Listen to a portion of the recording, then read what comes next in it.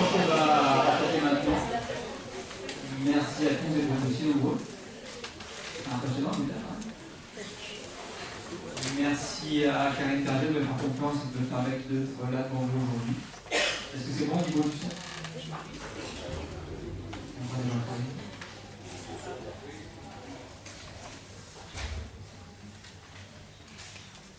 Donc, qui je suis? Je m'appelle Christophe Cosin, j'ai 41 ans, je suis un peu je suis marié, j'ai 4 enfants. Comment je suis arrivé à la naturopathie? Tout simplement parce que j'ai eu moi-même des problèmes de santé. La médecine allopathique a fait ce qu'elle a pu, elle a fait ce qu'elle a su. Le problème, c'est que malgré tout, ça n'a pas été satisfaisant pour moi, en tout cas. Et que même après une opération chirurgicale, les mots sont repartis plus belles, comme s'ils n'avaient pas fait grand-chose. Du coup, je me suis quand même posé la question de savoir ce qui se passait et ce qu'il fallait que je change dans ma vie pour essayer d'améliorer ça et pour essayer de chercher en fait les causes du problème. D'arrêter d'être systématiquement dans le symptomatique. J'ai mal au ventre, on prend des IPP, des antiacides, des cigarettes et compagnie, qui ne règlent pas le problème, qui soulagent sur le moment mais qui ne servent pas à grand chose au final. Donc j'ai un petit peu moi fait le tour de pas mal de choses, j'avais papillonné, il faut faire de thérapeute aussi, et j'ai compris que mes problèmes à moi étaient surtout émotionnels, étaient liés aussi à l'hygiène de vie qui n'était pas forcément adaptée à ce que je faisais, même si elle n'était pas forcément mauvaise. Donc voilà pourquoi je suis venu à tout ça. C'est pas un truc qui m'est tombé dessus comme ça par hasard, c'est vraiment un parcours de vie que j'ai essayé de partager avec vous aujourd'hui. Qu'est-ce que la naturopathie? C'est une question qu'on me pose souvent.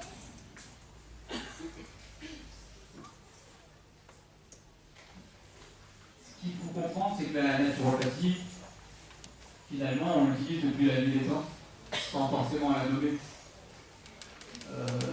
Depuis une personne qui se blesse et qui a vu devant l'odeur de sa plaie infectée qui sentait mauvais, a eu l'idée de mettre une fleur dessus qui sentait bon.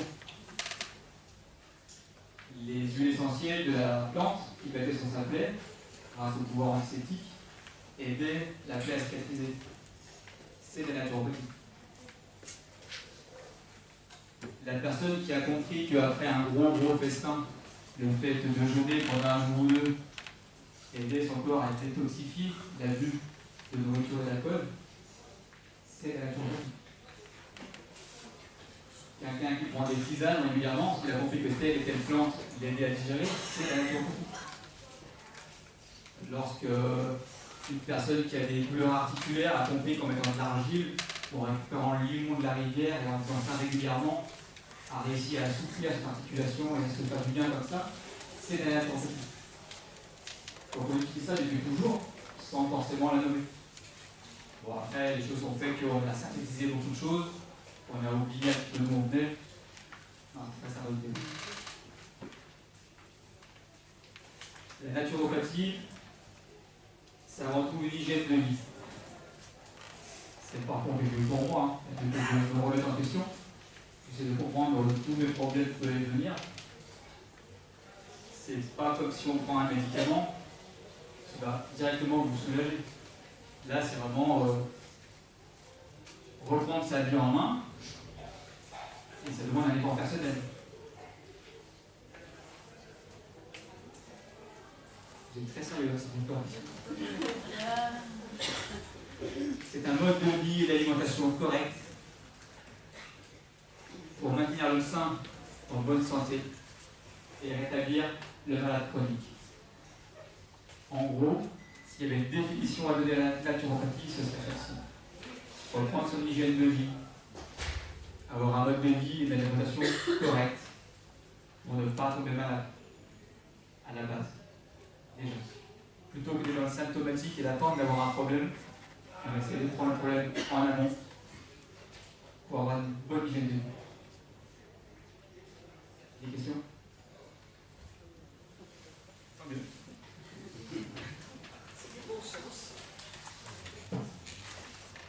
On va voir ensemble les les piliers de la naturopathie, si je peux le dire comme ça.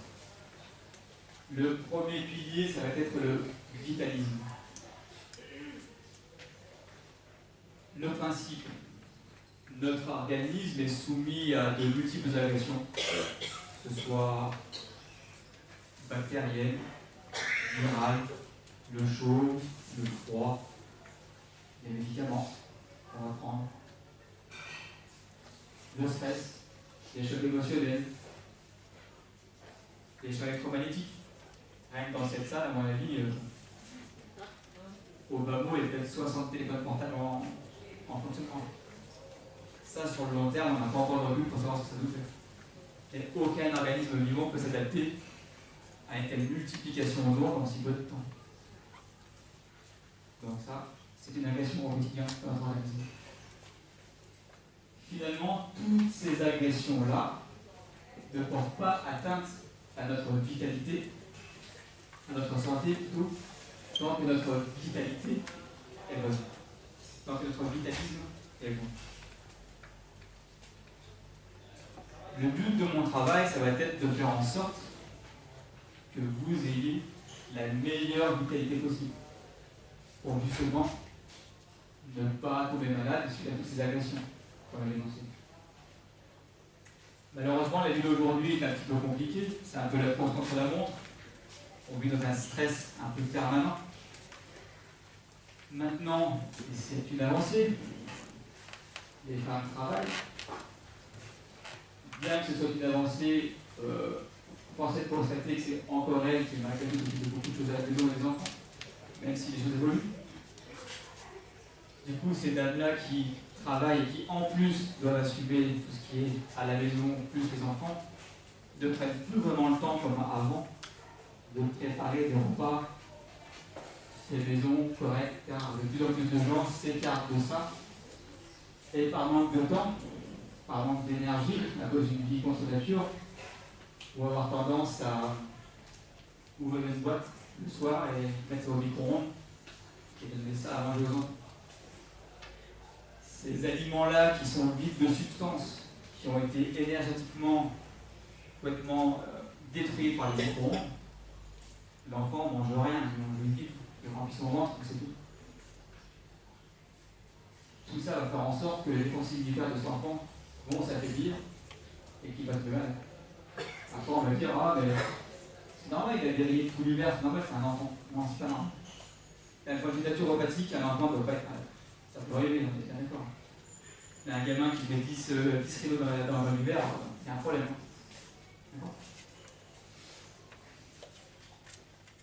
Notre alimentation, qui est de plus en plus carencée, ne va pas aider forcément à avoir une vitalité au top.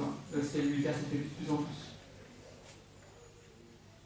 Rajouter à cela, il faut savoir aussi qu'après 65 ans, naturellement, le système immunitaire s'affaiblit. D'accord ?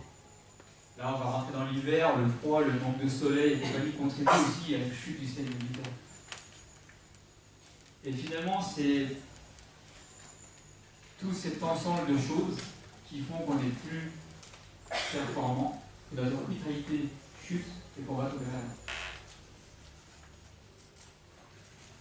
La vitalité, finalement, agit en permanence sur notre organisme pour nous maintenir en bonne santé. Et ça demande une hygiène de vie et une alimentation correcte. Une question par rapport à ça? Je vais le demander souvent, c'est pas que vous suivez un peu.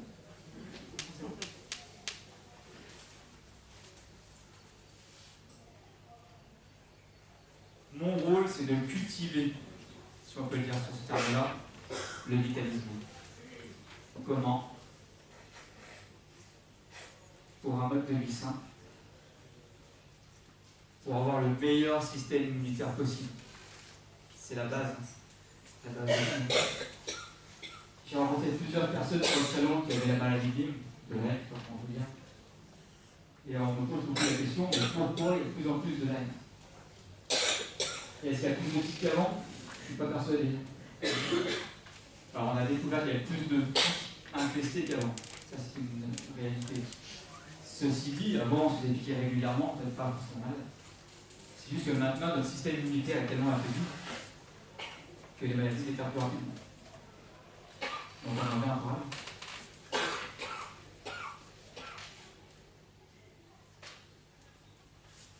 attention après à quelque chose de très important. Je vais vous raconter une petite histoire, une petite anecdote, pardon. J'avoue qu'elle est un peu tirée par les cheveux, elle est un petit peu exagérée, mais c'est pour vous faire comprendre quelque chose. La vitalité ne se voit pas forcément sur le physique des gens. On a tendance, quand on voit quelqu'un un peu maigrichon, à penser qu'il est en mauvaise santé. Il y a quelqu'un qui est plutôt grand costaud, qui est capable de manger, de boire et faire n'importe quoi sans qu'il ne regrette rien. On dit que c'est une force de la nature. Attention à ça. On ne fait pas de centenaires dilatés, comme on dit. En général, ceux qui sont trop importants ne font pas de centenaires. On n'a jamais vu ça. Une petite histoire pour parler de tout ça. Je vais vraiment trop sérieux scientifique. Il y a 3 copains qui sortent du boulot ensemble et qui disent tiens, allez, on va boire un coup, on va manger ensemble, on va se faire un petit repas sympa. Pas de soucis. Les 3 copains, il y en a un qu'on appelle un peu le gringalet, pas bien épais, pas bien grand. Ok. La deuxième est plutôt normal. Bon, c'est quelqu'un qui passe partout. Et le troisième, c'est le costaud, c'est le guillemets, c'est la force de la nature. Ok.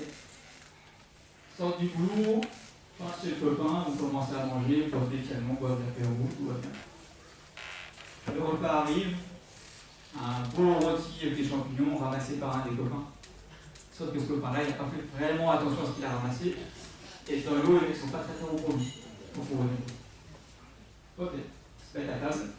Le premier, le gringalet, lui, il termine la tête de son assiette, il commence à se sentir vraiment pas bien. Part aux toilettes, vomi, diarrhée, compagnie, dit au copain, je suis désolé, je m'en vais, je suis malade. Bien sûr, tout le monde se moque de lui. Sauf que son corps, lui, a refusé l'intoxication. Il est tombé malade tout de suite. Le lendemain, il se lève, il va au travail. Deuxième copain, lui a pu finir le repas, finir la soirée. En fin de soirée, il commence à se sentir pas bien non plus, à transpirer. On sent que le corps réagit, il y a un truc qui va pas. Il rentre chez lui, il vomit toute la nuit, il est malade.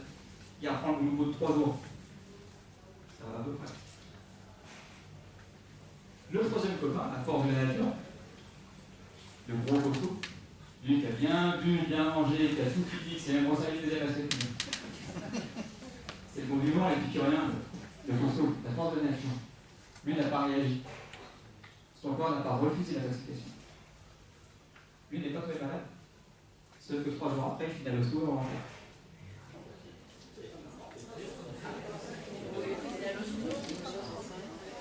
Et on rentre 2 jours après. Pourquoi? Son corps n'a pas refusé l'intoxication. Son corps, lui, est tout connu. Sauf que ça a craqué. D'accord? C'est un peu véreux. Mais le principe, c'est ça. Quelqu'un qui peut manger comme un cochon, qui peut boire tous les canons qu'il veut, qui peut fumer, qui n'a pas d'activité physique et à qui il n'arrive jamais à rien, c'est un malade qui s'ignore. La vitalité ne se voit pas sur le physique des gens. C'est pour vous illustrer un peu ça. Retenez bien ça. Un organisme qui ne proteste pas est un organisme malade. Une véritable santé refuse l'intoxication. Je ne dis pas que c'est bien d'être malade. Je dis simplement qu'il vaut mieux de temps en temps avoir une petite diarrhée d'une journée ou deux. Ça veut dire que votre corps réagit. Votre corps refuse l'intoxication et l'élimine par les selles. Avoir une petite éruption cutanée, un petit eczéma de temps en temps, c'est pas marrant. On va travailler ensemble pour éviter l'eczéma, c'est mon travail. Mais ça veut dire que vous êtes en bonne santé. L'eczéma est une maladie protectrice de la vie. Parce que votre corps refuse l'intoxication et élimine les toxines à la peau. D'accord? C'est pour vous rassurer que vous avez un eczéma en ce moment, dites-vous que vous êtes en bonne santé. Après, on va revoir l'alimentation, on comprend pourquoi il y a l'eczéma. D'accord? Et ceci dit, c'est plutôt pas mauvais signe. Toujours pas de questions?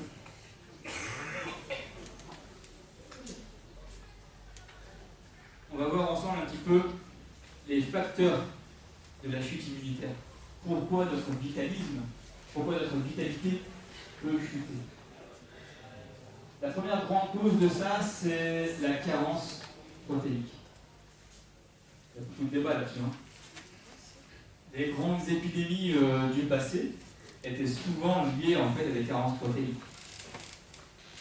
Plus récemment, les grandes épidémies de tuberculose, par exemple, au XIXe siècle, étaient liées aux carences protéiques, à l'abus d'alcool, et aux carences classiques.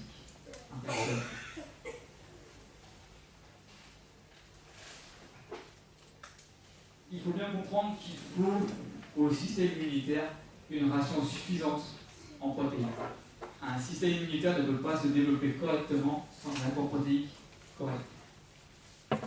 Alors je sais bien qu'il y a différentes tendances, qu'il y a différentes façons de penser. Ce que je vous explique là, c'est pas une façon de penser, c'est pas une idéologie, c'est basé sur 50 ou 60 ans de thérapie et d'observation thérapeutique. Donc on ne va pas développer ensemble les différents courants de pensée, ça n'aura pas d'intérêt. Ce qu'il faut retenir, c'est ça. Votre système immunitaire a besoin de protéines pour se développer correctement et pour être suffisamment fort. J'ai dit tout à l'heure qu'à partir de 65 ans, notre système immunitaire a tendance à chuter. Il est moins performant. Et c'est aussi à partir de cet âge-là que souvent, les gens ont tendance à manger moins de protéines.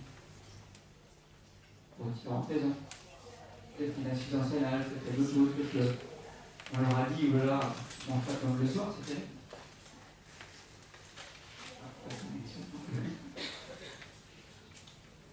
Si en plus du fait que au-delà de 65 ans, votre système immunitaire chute et que vous arrêtez l'apport protéique, c'est vraiment une association de malfaiteurs entre guillemets pour la maladie. D'accord? Ça vous interpelle? Pardon? Quel genre de protéines? C'est là qu'est le débat. C'est là qu'est le débat parce que je sors de la conférence. C'est une question. Mon point de vue, c'est que rien ne remplace la protéine animale. D'accord? Là, on rentre dans un débat qui est différent. Ça ne remplace pas, j'ai pas dit qu'on peut le faire autrement, ça ne remplace pas parce que les acides aminés essentiels sont essentiellement dans l'œuf, par exemple. Donc je ne suis pas contre le végétarisme, par exemple. Si pour des raisons idéologiques, la viande c'est un problème pour vous, pour des tas de raisons écologiques, pour des raisons bien-être animal, tout comme ça, j'entends ça. Mais mangez au moins des œufs, qui vous apporteront au moins les acides aminés essentiels. La complémentarité légumineuse céréales n'est pas viable parce que le corps, c'est compliqué, le corps assimile l'acide aminé en proportion du plus manquant. Si dans votre association légumineuse céréales, vous n'avez que 40% de l'isine d'un acide aminé essentiel, non seulement votre corps ne va assimiler que 40% de l'isine, mais 40% dans tous les autres acides aminés. Ce qui veut dire que vous serez carencé dans tous les autres acides aminés. Donc, idéalement, d'un point de vue physiologique, si vous voulez avoir un apport protéique suffisant, vous devez au moins manger 2 œufs par jour. Alors, on me pose la question du cholestérol. Comme je suis filmé et que je ne veux pas m'ennuyer avec la médecine, je me passerai bien de faire des commentaires là-dessus. Si, je peux vous dire que c'est une connerie, mais ça ne rend pas le débat. Non, mais le cholestérol et les œufs, c'est une idée. Regardez, je vais me renouveler, je me rappelle pas. Pas de cholestérol, on va parler de statine. D'accord? C'est là où vous voulez en venir.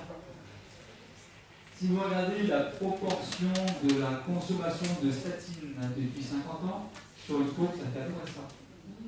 C'est exponentiel. Le nombre d'interventions dans les hôpitaux en urgence sur les maladies cardiovasculaires est resté absolument stable. Si les statines avaient un rôle à jouer dans le cholestérol, l'autre courbe baisserait. Vous suivez ou pas? Donc mangez des œufs. Et arrêtez les statines. Non, alors, je reviens en arrière. J'ai dit ça un peu rapidement, évidemment, il y a des cas où les techniques sont indispensables. Bien sûr. Quelqu'un qui a déjà fait des maladies cardiovasculaires, des choses comme ça, il est obligé de prendre des statines. On est bien d'accord. Je ne suis pas là pour. Je ne suis pas médecin, je suis bien d'accord.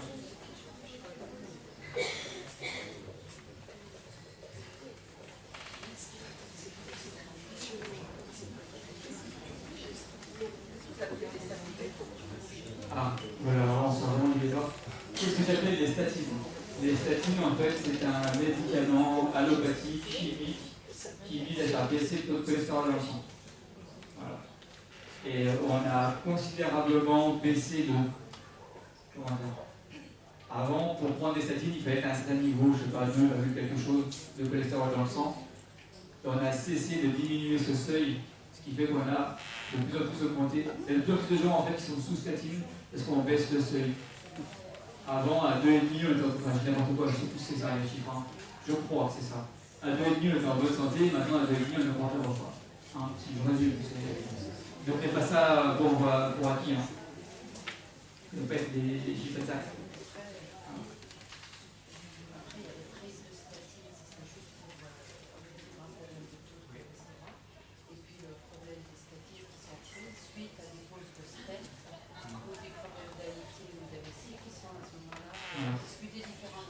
Il y a ceux qui ont un taux vraiment important, donc là on ne discute pas vraiment.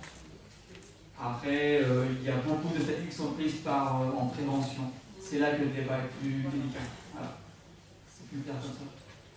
On ne passe pas dire ce que je n'ai pas dit, s'il vous plaît. Bref, revenons à nos moutons, c'est beaucoup plus simple que les statines et que le cholestérol.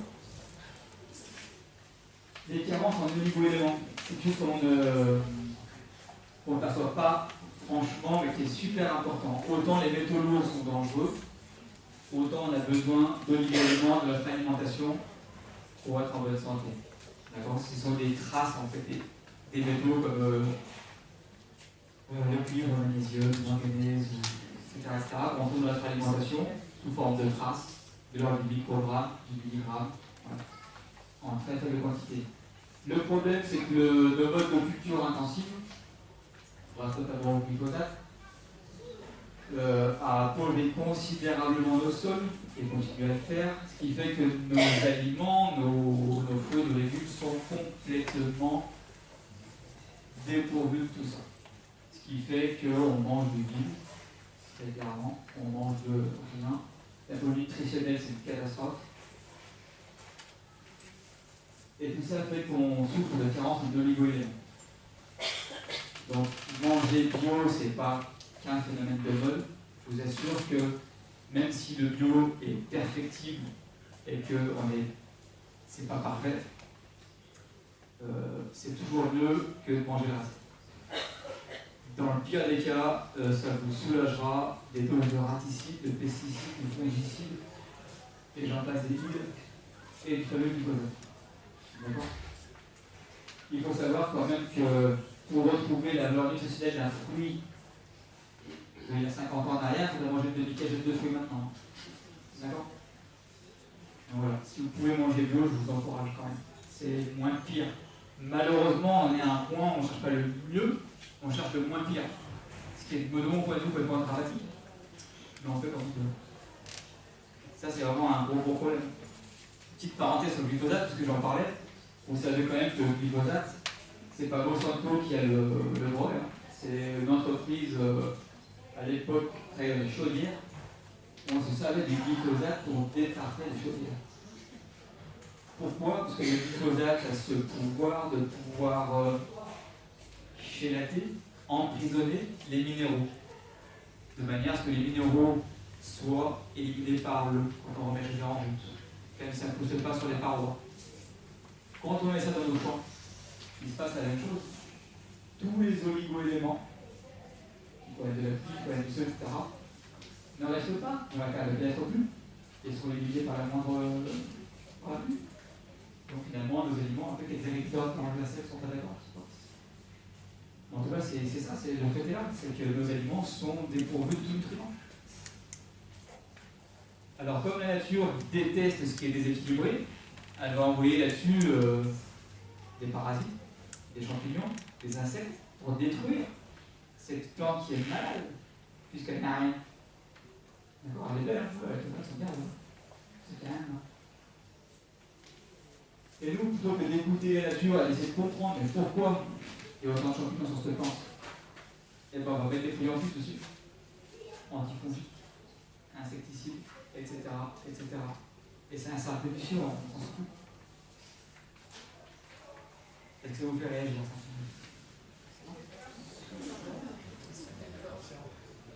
Bah, ça fait peur, mais c'est une réalité. Il faut dire les choses au bout d'un moment. Ça sert à rien de. Donc là, dans ce cas-là, quand tu es malade, il faut toujours apporter des éléments pour le sol. Alors là, on me demande, la plante est malade, donc il faut ramener les aliments sur le parfait. Là, il faut voir ça de vrais agronomes, dans le sens noble du terme, qui eux prennent soin de la terre. Comment dire ça? Ce qui est formidable, c'est que Monsanto nous met du glyphosate dans détruire nos aliments. Mais comme ils ont fusionné avec Bayer, c'est formidable, parce que Bayer a créé des compléments alimentaires pour nous aider à nous remonter. Est-ce que plutôt que de créer des compléments alimentaires par les bureaux, d'ailleurs, on serait plus intelligent de revenir un peu en arrière et de revenir à l'agriculture plus raisonnée pour l'introduction? Encore une fois, je suis fini.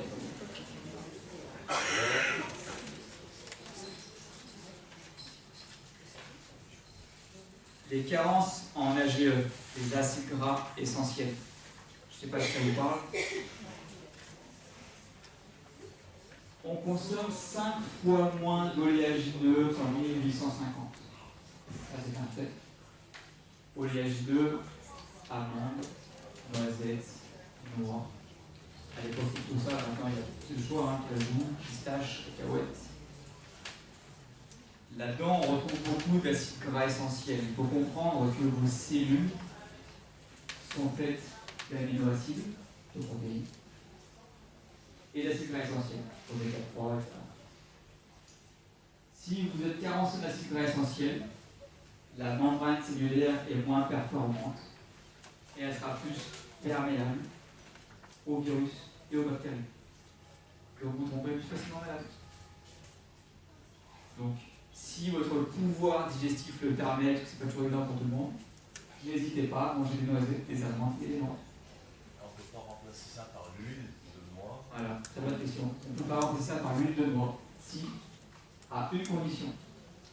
Même si l'huile que vous prenez de noix est une huile bio, si elle n'est pas pressée à froid, à moins de 30 degrés, ce qui est extrêmement rare à trouver, parce que même si c'est marqué sur votre flacon première pression à froid, sachez que l'Europe autorise une pression à froid jusqu'à 60 degrés. Et au-delà de 40 degrés, vos acides gras essentiels sont quasiment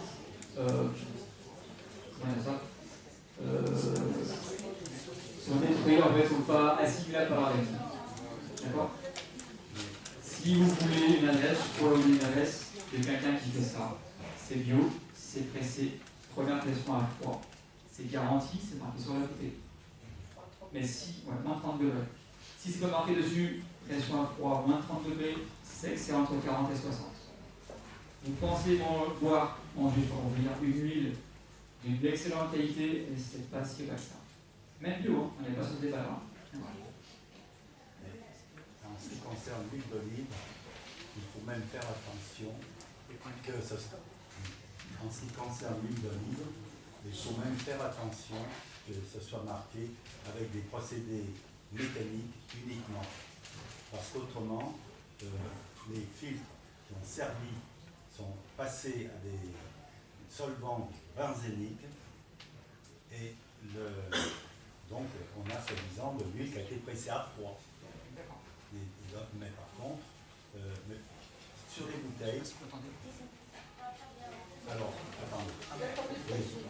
Oui, sur les bouteilles, quand vous prenez de l'huile d'olive, il convient de boire. Bon, ils vous mettent première pression à froid, etc. Mais il faut que ce soit précisé que c'est par les procédés mécaniques uniquement. Parce que sinon, il y a des procédés chimiques à base de benzène, de solvant benzénique. Or, le solvant benzénique est extrêmement dangereux pour le sang.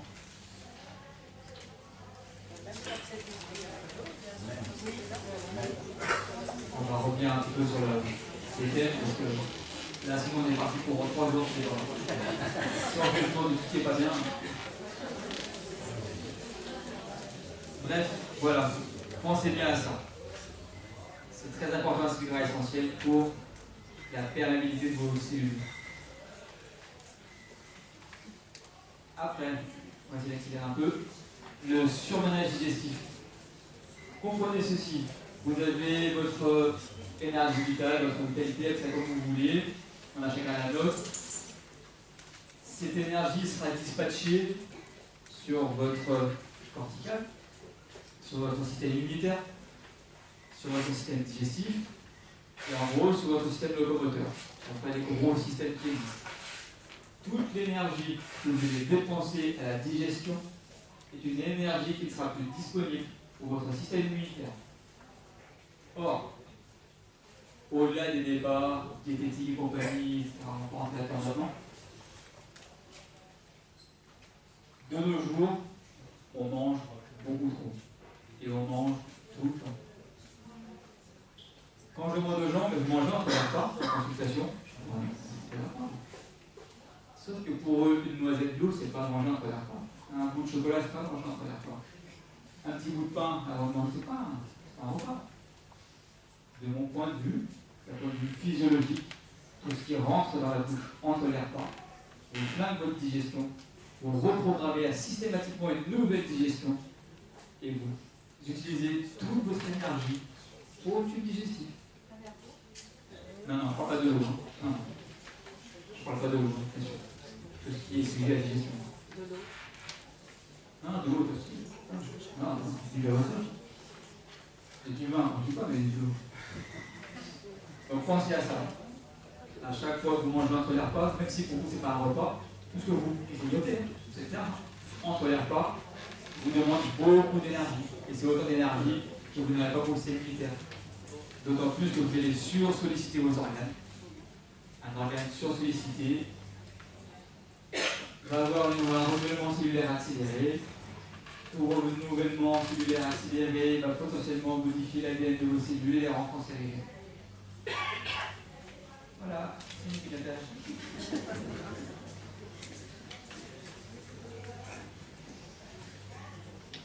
L'alcool et le tabac, je ne rentre pas là-dedans.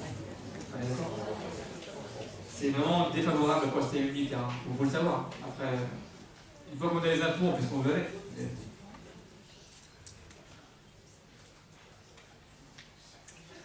L'absence d'activité physique. Quand on a une activité physique un peu prolongée, on va créer ce qu'on appelle une hyperthermie. Votre température corporelle va augmenter.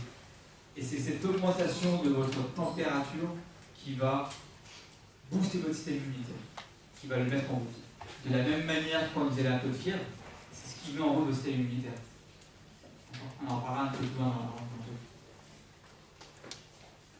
Donc le fait de bouger fait monter votre température et activer votre système immunitaire. D'où l'importance de pratiquer l'activité physique régulière. Au-delà de plein d'autres choses. Et là, on va sur le système immunitaire. Quand vous êtes trop stressé, ce qui est le cas dans nos vies, votre hypophyse sécrète beaucoup une hormone qu'on appelle l'ACTH, qui elle-même va demander la sécrétion de cortisol et d'adrénaline. Et ça, c'est très défavorable pour votre système immunitaire. Le fait de pratiquer l'activité physique, pour l'activité physique, on a besoin de la cortisol et de l'adrénaline. Ce qui fait que vous allez compenser. Marchessault, qui était un grand naturopathe, disait que le muscle, c'est le contrepoids du nerf. En théorie, plus vous êtes stressé, plus vous sécrétez de la CTH, et plus il vous faut de l'activité physique pour récupérer ces hormones-là pour le sport et rééquilibrer un peu tout. Vous êtes partout, c'est bon.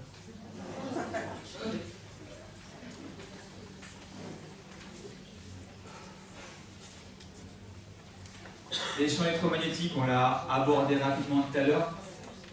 On ne sait pas encore franchement l'impact que ça aura sur le long terme. Il y en aura un. Aucun organisme vivant peut s'adapter à ça aussi rapidement, malheureusement.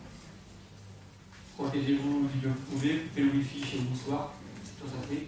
Même s'il y a le wifi des autres, si chacun commence par ce qui se passe chez lui, et que tout le monde le fait, ça sera bon. arrêtons de regarder ce qui se passe à côté, mais on le fait d'abord pour nous.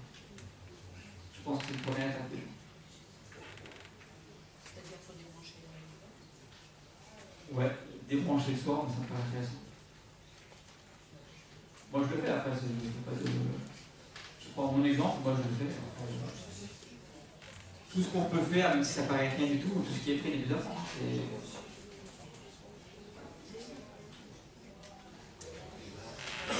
L'abus d'antibiotiques, alors je ne remets pas du tout en cause l'utilisation des antibiotiques. Vous ne faites pas dire ce que je ne vous ai pas dit. C'est indispensable dans les cas où le système immunitaire est défaillant et n'arrive plus à subvenir à ses besoins, enfin, n'arrive plus à gérer tout ça, on a accès aux antibiotiques. Ok, pas de souci. Là où il faut faire attention, c'est de recourir systématiquement à l'antibiotique. Le fait de systématiquement avoir recours à ça, on décapite la maladie, ok, on enlève la fièvre tout de suite. Le problème, c'est qu'on décapite en même temps notre système immunitaire. Et un gamin qui est sans âge d'antibiotique depuis sa naissance jusqu'à son adolescence n'a pas de système immunitaire. Il n'a jamais appris à se débrouiller tout seul. Donc comment vous voulez qu'il s'en sorte après? Le pire, c'est que l'antibiotique, à terme, sur le long cours, hein, je ne dis pas qu'elle n'a pas besoin d'antibiotique, c'est bien d'accord. Elle est prise sur le long cours, a tendance à abîmer l'intestin, à créer ce qu'on appelle une hyperperméabilité intestinale, et ce qui va permettre en fait aux particules qui normalement ne traversent pas la paroi intestinale de passer dans le sang, qui vont entraîner des maladies, qui seront soignées à l'antibiotique. Et ainsi de suite. Et si vous mangez de la viande, vous bouffez des antibiotiques. Pas si vous mangez de la viande bio.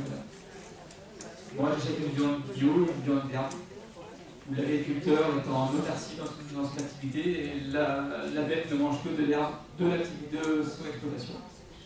Rien ne vient de l'extérieur. Il n'y a pas d'OGM et j'espère bien qu'il n'y a pas d'antibiotiques. Ou en tout cas de manière très raisonnée s'il peut en avoir. Après, si vous voulez l'antibiotique, vous en trouvez aussi énormément dans le lait, vous allez voir. Parce qu'il faut savoir que les vaches éliminent les antibiotiques dans leur lait. Non, on est d'accord, madame. Juste, je précise quand même. Quand je dis que je ne suis pas contre la viande, il y a la viande et la viande. On est bien d'accord. On peut trouver des viandes de très bonne qualité comme on trouve des viandes de merde. Pardon, c'est pas l'expression, mais c'est la vérité. Avec un élevage où l'animal n'a pas été pris du tout en considération, qui a été abattu d'une manière tellement ignoble, on est d'accord avec ça. J'ai pas dit l'inverse non plus.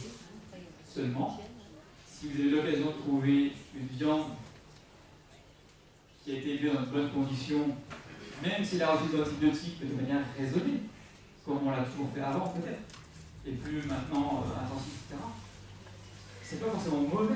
C'est-à-dire, il ne faut pas tomber dans les extrêmes. J'essaye moi d'être raisonné dans tout ce que je dis, dans tout ce que je fais. Ne tombons pas dans les extrêmes d'un côté et de l'autre. À partir du moment où on devient trop extrême dans un système, c'est au détriment de quelque chose d'autre. Et après, on est bancal, on est plus équilibré. C'est mon point de vue, hein. Vous avez le droit de pas être d'accord. Maintenant, on pourra en discuter sur l'instant si vous voulez.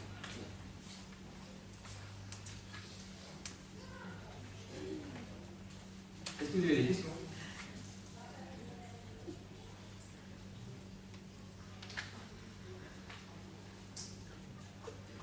Au sujet du surmenage digestif, vous avez dit qu'on mangeait trop. Et je ne sais pas si on mange trop, je dirais même que les gens suppriment peut-être parfois le repas du midi. Moi qui suis un campagnard, fils d'agriculteur, mon père se levait le matin à 6h30, il buvait le café, il mangeait un petit morceau, il remangeait à 10h, à midi, 12h30, voilà. Il faisait 4 heures et le soir il faisait encore. Alors ici, c'est quand même là, il y avait. Il faut d'ailleurs voir aussi, est-ce que votre père a eu des pathologies ou pas? En général, c'est des gens comme ça, c'est un exemple concret. Tout le monde a entendu? Ouais. C'est des gens qui avaient souvent des problèmes durés, beaucoup d'acide urique dans leur sang. Parce que pour le coup, eux avaient un apport protéique beaucoup trop important. Parce que le casse-croûte, c'était toujours la charcuterie, c'est des trucs comme ça. Donc, il y il y avait quand même des problèmes de santé liés à ça. Ah, d'accord. Mais ils dépensaient beaucoup. Et effectivement, de manger en se levant le matin du fromage, je sais pas qu'on va manger, après on s'attendait à 10 heures, on mangeait de sauce, on cassait la croûte, etc. On mangeait à midi la viande, le pâté et compagnie. Des fois à 4 heures, on n'a pas ça. C'est des gens qui étaient vraiment en surcharge protéique. Là, on n'est pas à ce niveau-là. Là, il y a forcément après des problèmes qui ont une mixalisation. Moi, je ferai qu'on discute des pathologies qu'on peut capter ou refaire après. Mais à mon avis, ouais, on sait qu'il y a des bons produits, des produits différents. Après, je ne suis pas favorable par exemple à la charcuterie. Mais il y a charcuterie. C'est comme viande et viande. Si c'est vous qui avez fait votre sauce, c'est pas pareil que d'acheter un sauce. Je sais pas si c'était peut-être dedans, je suis. Je l'ai pas dit. C'est moi qui ai fait. Je dénonce. Mais je veux dire, si c'est vous qui avez fait votre sauce, il n'y a pas d'additif dedans. Il n'y a pas de colorant, il n'y a pas de conservateur. C'est pas pareil que l'histoire. Tout doit être fait dans la mesure. Ne soyons pas extrêmes. Dis n'importe où. Mesurer. Tout est dans l'équilibre. La naturopathie, c'est ça. C'est trouver l'équilibre. Quand je propose un régal alimentaire à des personnes, je ne reste pas sur mes idées. Bien sûr, moi j'ai une trame de ce qui me paraît être le mieux pour la personne. Mais on travaille ensemble. Par rapport à ce qu'elle peut faire, par rapport à ce qu'elle a envie, par rapport à son rythme, par rapport à ses habitudes. Si je fais un truc qu'elle n'est pas d'accord du tout, au bout de 10 jours, elle le fait. Moi, mon rôle, c'est d'accompagner la personne. Donc, c'est de faire en sorte qu'elle puisse le faire. Donc, ne soyons pas de l'extrait. Il faut adapter, individualiser. Ok. Du coup, comment cultiver ce vitalisme? Comment on fait en sorte que notre vitalité soit toujours bonne et qu'on ait toujours un bon système immunitaire? Et bien, en respectant ce que j'appelle moi les deux as.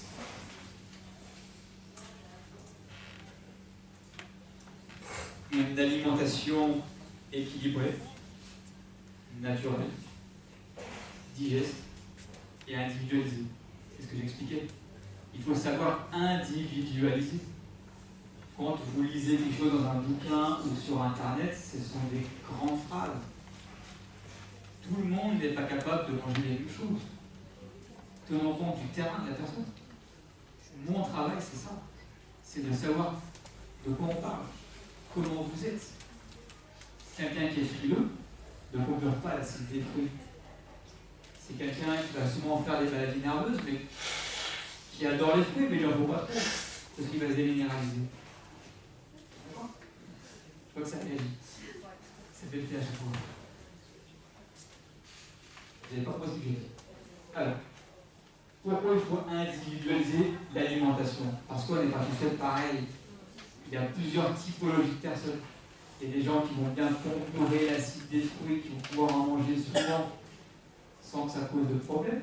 Ils vont bien le procurer et l'éliminer par les poumons. Il y a d'autres, c'est mon cas, qui procurent mal l'acide des fruits. Si moi je mange des fruits toute la journée, je vais me déminéraliser. Parce que mon corps, pour se protéger de l'acidité du fruit, va prélever les minéraux de mes os pour remonter le pH de mon sang. Le pH du sang étant invariable. Donc pour se défendre, il prélève les minéraux de mes os. Et si on ne tient pas compte de ça, on peut habiller quelqu'un avec une mauvaise alimentation. C'est un métier, c'est pas une détestation. Comment on sait ça? C'est mon métier. On me dit comment on sait ça? Je l'ai étudié. Je l'ai étudié et puis voilà, on regarde. Je pose beaucoup de questions et par rapport à ça, j'arrive à mieux comprendre la personne. Sauf une séance, c'est 1h30, c'est pas terminé. On nous dit de manger 5 fruits et légumes par jour. Voilà, c'est ce qu'on dit. On dit, oui, on dit de manger 5 fruits et légumes par jour. Ok, mais 5 fruits et légumes par jour, pas bio, déjà, on a peut-être de glyphosate, vous pouvez mieux manger un peu plus. Si on ne peut pas manger un légume, on mange 5 Bon. Question, et si on ne peut pas manger de légumes? de fruits. De fruits. Non, je n'ai pas dit qu'on ne peut pas manger de fruits. Seulement, par rapport à si toi, tu ne peux pas les fruits, eh ben, on essaiera de tester sur autre chose, sur des jus de légumes, par exemple. L'important, c'est de trouver dans votre alimentation toutes les vitamines, les oligo-éléments, les sels essentiels dont vous avez besoin. Je vais l'expliquer pour ça. Et du coup, si le fruit ne passe pas, on prend notre sucre. Je vais dire par exemple. Quelqu'un qui a une colopathie, qui a un Crohn, un truc comme ça, qui ne supporte pas les fibres, on partira sur du jus de légumes. Le but, c'est de trouver ce qu'on peut mettre en place pour qu'il ne manque de rien. C'est ce qui fait la difficulté du travail, concrètement. Je vais être à l'amour, la sérénité de l'esprit. Comme on l'a dit tout à l'heure, beaucoup de stress, ACTH, cortisol, etc., etc., très défavorable.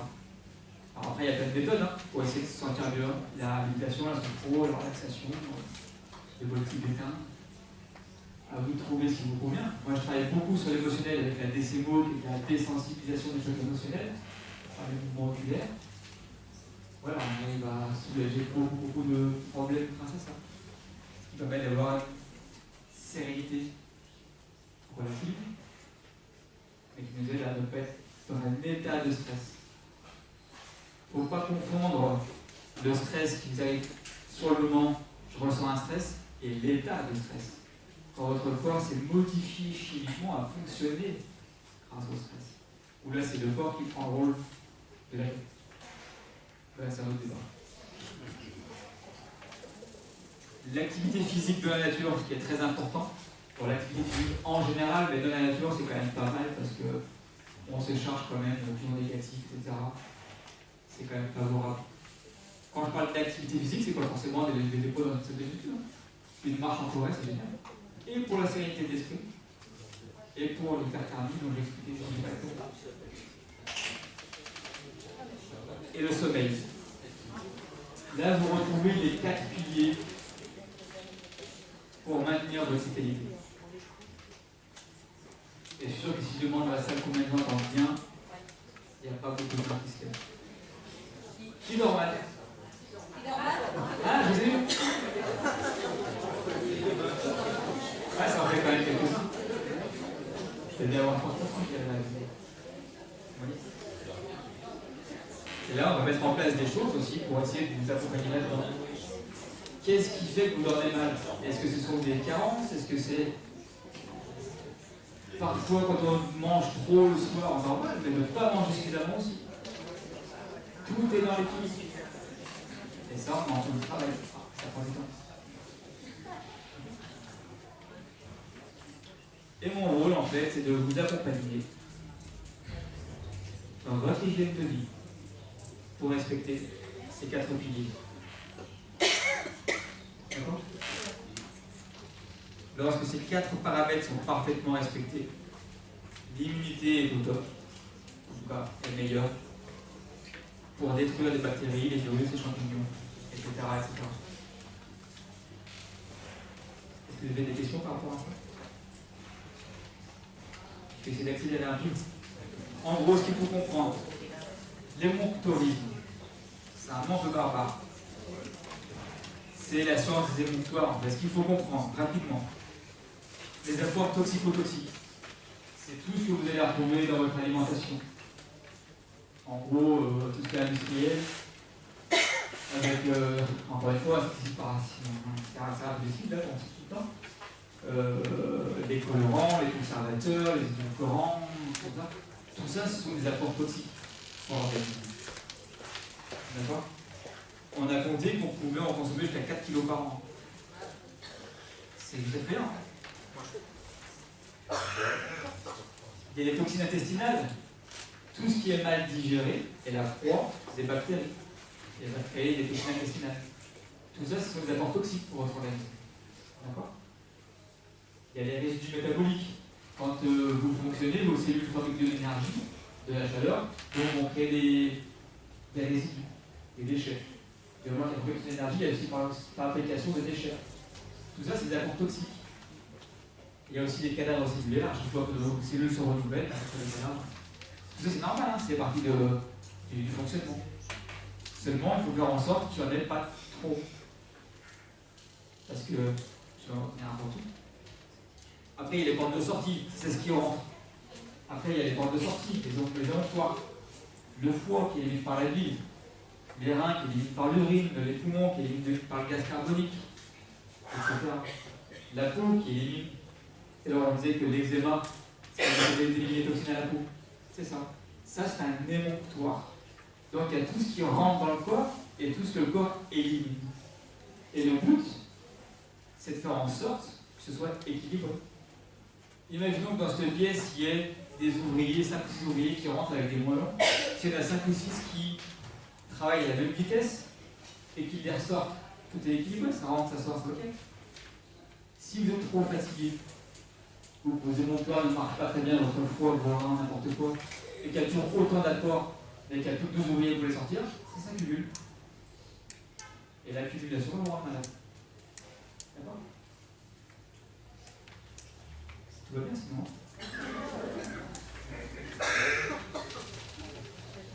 Et mon rôle, c'est de faire en sorte que vos organes fines puissent accomplir leur travail pour éviter l'empoisonnement. D'accord? Le but du naturopathe, c'est aussi ça.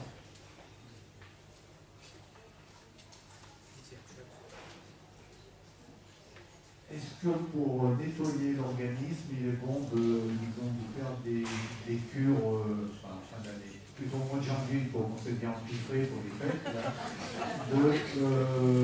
je fais des tisanes d'aubier ou de frêne, est-ce que c'est bon?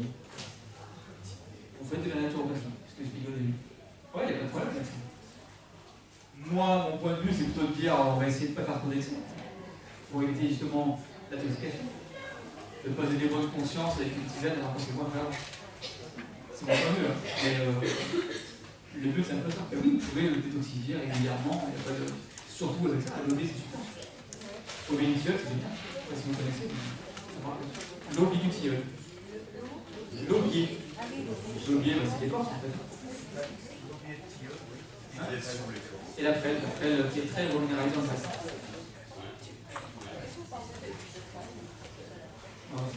On me demande ce que je pense de l'huile de palme, je n'ai pas d'avis là-dessus. C'est pas de chez nous.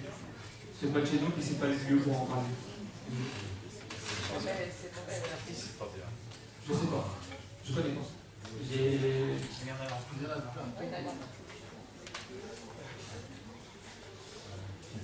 Le causalisme, ça c'est une grande cause. Ce qu'il faut comprendre, c'est que mon travail, que j'ai déjà dit plusieurs fois, c'est de trouver les causes du problème, de ne pas être sur le symptôme. Parce que si on arrive à trouver la cause du problème et à régler la cause, globalement, on enlève aussi les symptômes.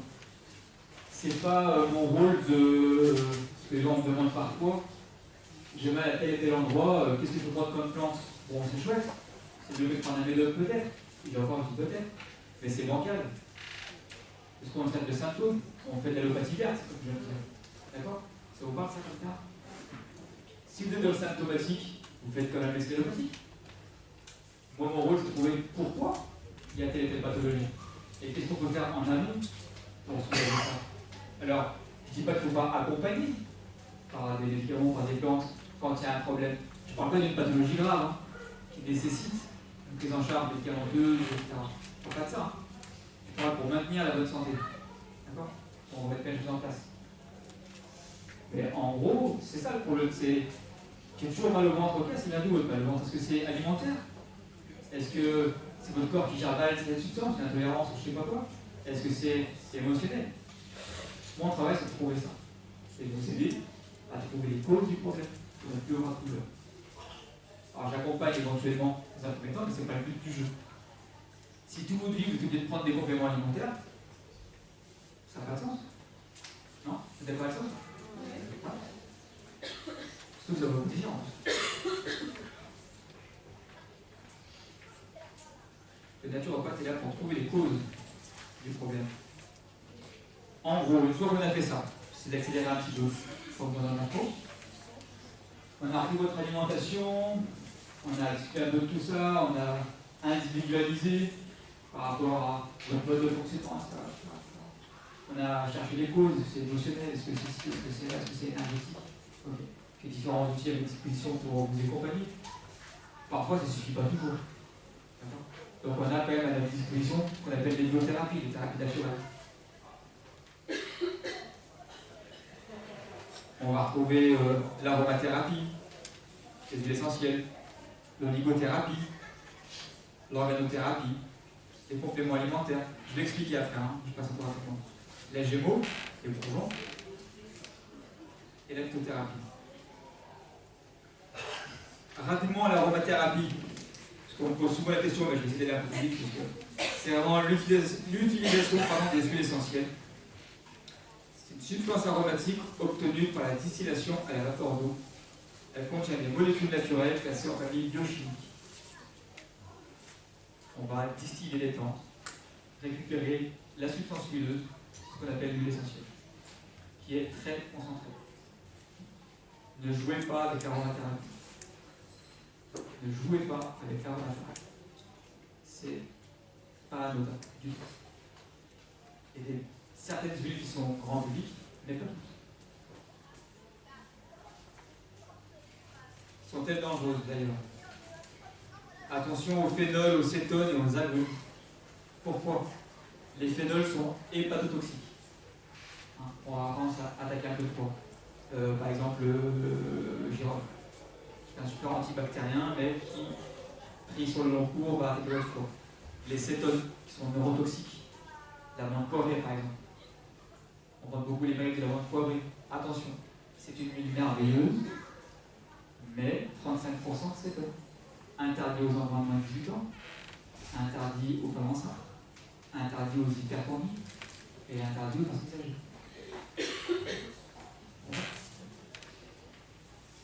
Et les agrumes sont photosensibles. Hein. Et si vous mettez de l'huile de citron, par exemple, vous allez au soleil parce qu'il faut de l'eau fabrique. Donc attention à l'aromathérapie. Globalement, les bonnes administrations pour ça, c'est le mieux, c'est la voie cutanée. Ne vous embêtez pas à prendre par voie orale, c'est dangereux. Si vous ne connaissez pas l'aromathérapie, ne mettez rien dans votre bouche. Au pire, vous me demandez conseil. Si je ne sais pas, moi, je me renseigne. Mais on fait un truc, voilà, sécure. Ne jouez pas avec l'aromathérapie. Même si c'est à la mode. Ensuite, l'eau inguale sur un excipient, sur conseil d'un pro. D'accord? En voie respi, c'est super bien. Inhalation ou en diffusion. Voie vaginale, en ovule, pour tout ce qui est infection urinaire, vaginale, etc. Mais là, attention, c'est réservé aux pros. C'est vraiment que les pharmacies qui peuvent vous donner ça. Et en balnéo, qui est-ce qui a déjà essayé de mettre des huiles essentielles dans son bain? Okay. Et comment vous faites du coup? Moi, j'ai des dents. Ok, super. L'huile essentielle n'est pas miscible dans l'eau. Ne mettez jamais de l'huile directement dans votre bain. Mélangez avec un savon neutre avant. Mélangez. Une fois que c'est mélangé, vous mettez dans l'eau. Si vous mettez l'huile directement dans l'eau, elle va rester en suspension. Et selon ce que vous mettez, vous risquez vraiment de faire très large. Il faut le savoir. La boue orale, on ne dépasse jamais 6 gouttes par jour, toute huile confondue. Toute huile confondue. Si vous prenez 3 huiles, 2 gouttes de chaque. D'accord? Je vous déconseille la boue orale, très fortement. En cutané. Si vous ne connaissez pas l'aromathérapie, vous ne mettez pas mal.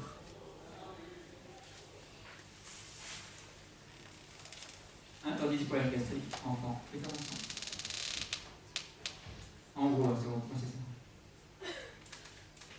L'oligothérapie, rapidement, c'est le traitement par les oligo-éléments. Quand il y a des carences, on a vu tout à l'heure que les aliments étaient souvent carencés en oligo-éléments, on peut trouver des compléments à base d'oligo-éléments. Alors, je donne des exemples, ce ne sont que des exemples. Je ne peux pas non plus donner toutes les marques. Hein. Donc ne vous formalisez pas, c'est juste un exemple. Catalion travaille beaucoup avec des oligo-éléments et aussi Oligosol, d'autres marques. Le fameux cuivre argent, je ne sais pas si vous connaissez. C'est super. L'argent colloïdal qui vend bien aussi. Ça, c'est vraiment des thérapies par les oligo-éléments.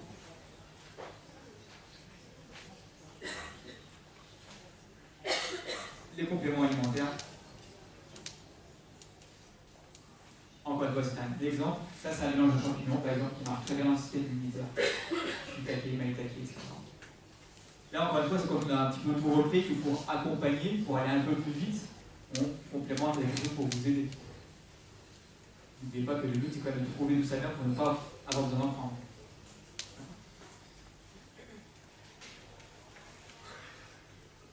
La gémothérapie, c'est l'utilisation des bourgeons de la plante. L'avantage de ça, c'est que comme on utilise le bourgeon, on a vraiment la plante dans sa forme embryonnaire, donc on retrouve tout de la plante là-dedans. Donc c'est super intéressant. On retrouve aussi bien la racine que la fleur, qui est embryonnaire. Très intéressant. Voilà encore des exemples. Attention, gémothérapie, ne confondez pas la gémothérapie de pharmacie et les macères amères. Macères amères, c'est trop concentré. Si en pharmacie vous achetez de la gémothérapie, qui n'est pas de la macère amère, ça sera marqué 1 DH dessus. C'est 10 fois plus dilué. Donc si on vous dit de prendre 50 gouttes en gémeaux, c'est forcément du 1 DH. Parce que 50 gouttes de macère amère, ça va vous faire drôle. Méfiez-vous. Même si c'est en vente libre, il n'y a rien d'anodin, même une plante. D'accord. Qu'est-ce que j'ai d'autre? Voilà, en fait, ce qu'il faut comprendre, c'est que l'aroma et la gémeaux, c'est une branche de la phytothérapie. La phytothérapie, c'est le terme général qui inclut toutes les plantes.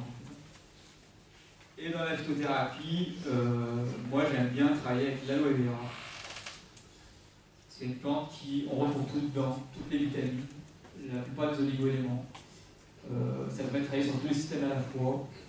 Moi j'aime beaucoup cette plante. Tout ce qui est digestif, gastrique, articulaire, cardiovasculaire, on a vraiment de super résultats avec ça. Je ne sais pas si vous connaissez un peu cette plante. Pour cicatriser les plaies, c'est vraiment super intéressant la plante.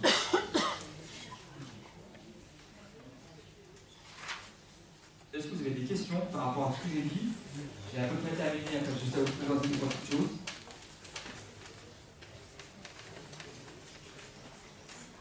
Est-ce que vous avez des questions? Non, pas mieux. Je vous ai perdu ou vous étiez... Vous réfléchissez. On en parle après aussi. Alors, qu'est-ce que j'ai moi comme outil maintenant pour vous accompagner? Une fois qu'on a vu tout ça, qu'on a vu ensemble votre alimentation, votre hygiène de vie, etc. J'aime beaucoup travailler, parce que c'est mon propre parcours personnel, sur l'émotionnel. Donc j'utilise la DCBO, qui est de la désensibilisation des chocs émotionnels par les mouvements de vie. C'est une méthode un petit peu multi-outil qui va permettre de lever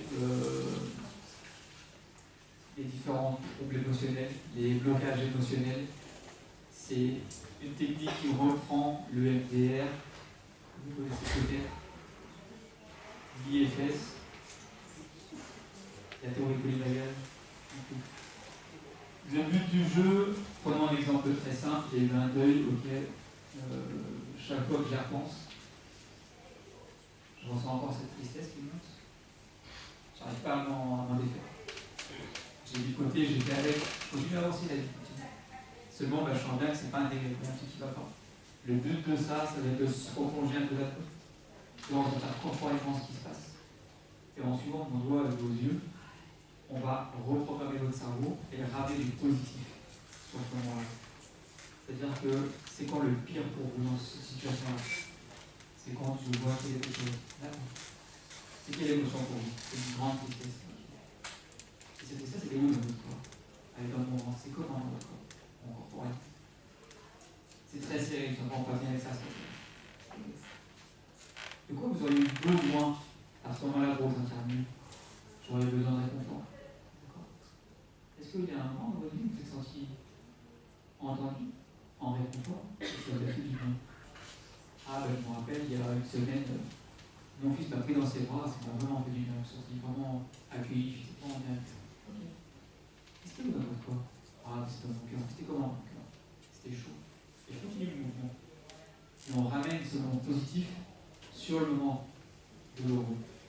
On envoie un petit peu le cerveau lui fait plus la différence entre le moment douloureux et le positif qu'on a ramené. Le souvenir reste entier. On se souviendra toujours de ce moment triste pour nous. Seulement on est plus submergé par l'émotion.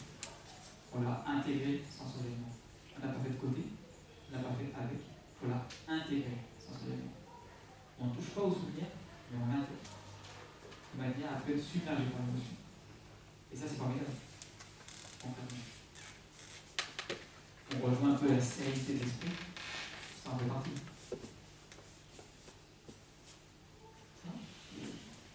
C'est hyper bien, quoi. Ça, c'est vraiment un outil que j'adore. Parce qu'on a vraiment des... On va super loin. Quand la relation de confiance est créée en thérapie, que les gens se livrent un peu, qu'on rentre vraiment en résonance avec le système nerveux autonome de l'autre personne, c'est vraiment super. Ça me demande, moi, de ne pas être en retrait par rapport à ça, de ne pas être dans la protection, comme on fait tous, souvent. Beaucoup de thérapeutes, beaucoup de médecins sont dans cette relation-là. Pour ne pas capter le mal des autres, on met des cas de protection. On ne peut pas capter ça. De mon point de vue, je ne suis pas sûr que ce soit bien. Ça nous coûte de l'empathie, d'être comme ça. Moi, je suis plutôt dans l'accueil de ça. Je vais au même niveau que la personne, ce qui vous demande à moi un travail perpétuel, parce qu'il faut toujours que je sois à un niveau en dessous des personnes que j'accueille. Si moi, je n'ai pas travaillé plus que vous, si on imagine des couples, son propre travail émotionnel, si je suis au même niveau que vous, au moins ça donne. Et moi, en travaillant sur moi, c'est que j'ai des appuis. Et je suis pas coupé de mes émotions quand je reçois, je suis en connexion avec vous. Et du coup, ça donne... le travail devient vraiment super bien. Il y a beaucoup de témoignages sur mon site, si vous voulez, un peu les gens en parlent de toi. Bye Bye Énergie. Alors c'est un terme qui est hyper commercial, que j'aime pas du tout, c'est pas moi qui ai créé la méthode, j'ai été formé à ça. En gros, c'est un soin énergétique qui va nous permettre de tester votre corps pour essayer de comprendre tout ce que votre corps ne gère pas très bien, globalement.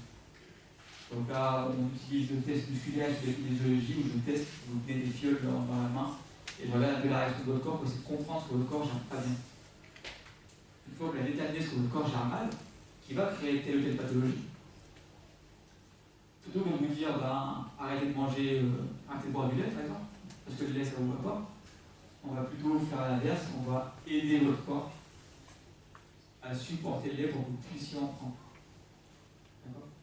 C'est un peu grossier, mais c'est comme ça que je veux. Donc là, on fait un massage dans le dos issu de la médecine chinoise, on travaille sur les méridiens d'énergie pour que vous puissiez vous imprégner de la bonne information du corps de la fleur pour votre état. Pour redonner une nouvelle information au corps. Parce que la réaction allergique ou l'intolérance, c'est ça, c'est votre cerveau à assimiler une substance qui est dangereuse pour vous. Parce que vous avez mangé une pomme, vous recevez une mauvaise nouvelle. Téléphone sonne, décrochez, choc émotionnel. Votre cerveau va assimiler le plastique du téléphone, la personne qui est en face de vous ou votre pomme, comme dangereuse pour vous, parce qu'il l'a assimilé au choc émotionnel. Et vous déclarez toujours la même intolérance. Allez comprendre que c'est ça. Rien pas dire. Et le but du jeu, c'est de réinformer votre organisme. Vous pouvez dire non, la pomme, c'est pas dangereux pour vous. Arrête de t'énerver, en gros, c'est ça. On va passer un peu du blabla, hein. Un peu ce que je vous expliquer.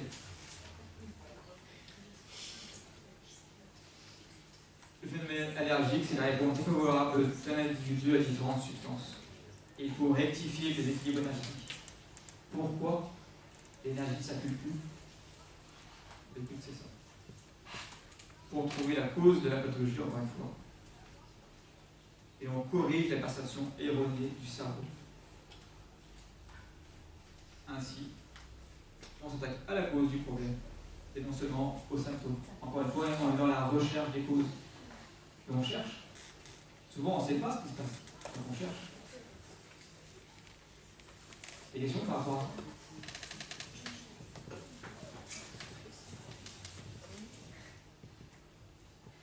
Pas d'effet secondaire, bon, c'est du blabla. Voilà à peu près ce qu'on peut traiter avec Bye Bye Énergie. Encore une fois, c'est un terme que j'aime moyen. C'est comme ça. Et j'aime bien aussi travailler un petit peu avec l'iridologie. Est-ce qu'il y en a qui connaissent l'iridologie? Voilà, c'est l'étude de l'iris. L'iridodiagnostic est une méthode qui cherche à se déterminer par l'examen de l'iris la nature et le ciel d'un peu bleu, on va voir dans votre hélice différentes choses. C'est un bel exemple. Ça, c'est les tâches toximiques. C'est pas très important. Tâches toximiques. Donc elles ne sont pas, franchement, un vrai rhinologue qui a vraiment un appareil pointu, etc. Ça, pour regarder plus. Moi, à mon humble niveau, je n'en tiens pas compte. Par contre, je vais regarder plus de choses. Cette ogive, par exemple. Oui. Ça m'indique quelque chose. Après, moi, j'ai une carte syrienne et par rapport à ça, je regarde quel organe est impacté. C'est un outil de diagnostic, ça me permet de vérifier l'anamnèse que j'ai avec la personne ou d'identifier quelque chose.